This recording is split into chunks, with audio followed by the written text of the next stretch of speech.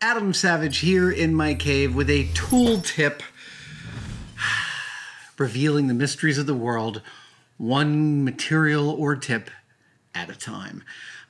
In front of me here, I have a bullwhip. This is the second bullwhip I ever made.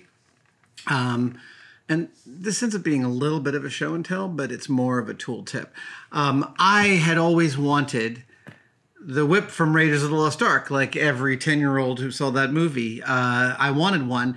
And in the early 90s, as I got hired in special effects and I started building my skill base, I started to realize, I don't know, some point it came clear to me that I was never going to be able to afford a real leather bullwhip like the one Indy has in the film, where the plates of the leather lie super flat and beautiful. And I decided to embark on making my own. And I found a book at Tandy Leather. Hold on.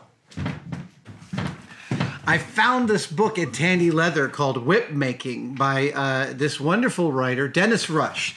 So this is, I don't know if Tandy still sells this book. If we find it, we'll link to it. This is a terrific little, basically handwritten, hand-drawn guide in making bullwhips. And I followed it very closely and made my first bullet out of some heavy-duty brown latigo, not veg-tanned, some cowhide, effectively. And it was moderately successful.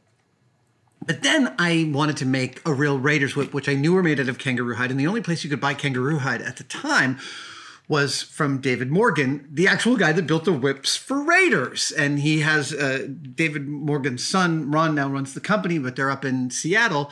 And they were, for the longest time, the only importers that you could purchase kangaroo hides from.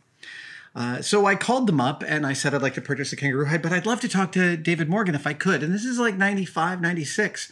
And David Morgan gave me 90 minutes on the phone. Now, I might have done all this in a show and tell years ago, but David Morgan walked me through the parts of this book that had worked for me and that hadn't worked for me. There were some things in here, like within the structure of a bullwhip, there's an internal core of 4 braids that comes out to perhaps about, probably about here.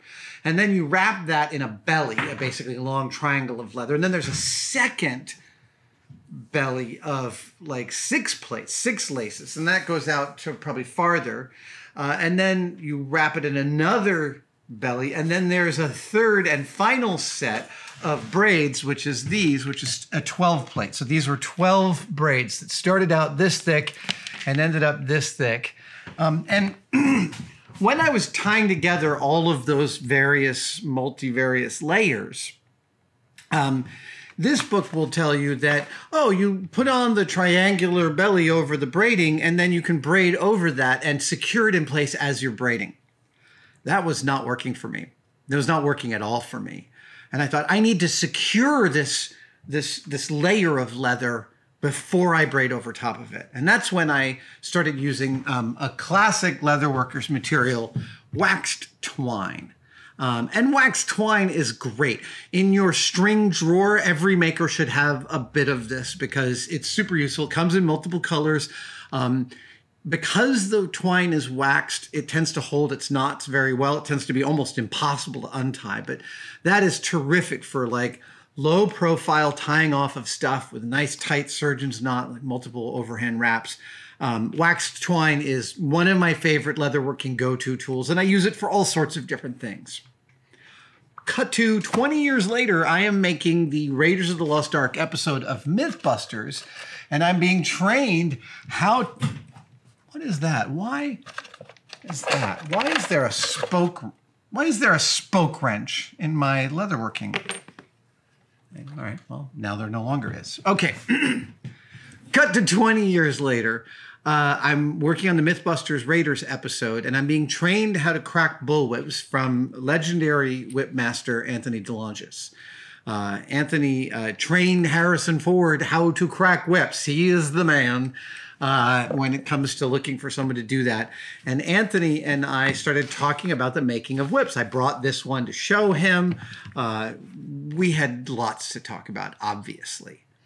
And he said, do you know about artificial catgut? And I was like, but because no, I did not know about artificial catgut. I mean, I grew up with catgut tennis rackets, which used to be strung, and maybe some of them still are strung, with catgut, which means it's literally like intestinal lining of cats. I don't know anything about how they get it. I don't want to know. And it never occurred to me that catgut was a material I needed. But then Anthony told me that you could buy artificial catgut, and I went on to Amazon, and lo, for like $7 or $8, I discovered, I actually can't remember how much this is, but we'll link to it in the comments below. It's not that expensive. What I discovered was it was something bigger than Phil. There was a even better twine than waxed twine, and it's artificial catgut. Okay, this is, I don't know, this stuff is super thin. I mean, it is as thin as a sheet of paper, 4 or 5 thousandths thick. It is some kind of polymer. I have no idea what it's made out of.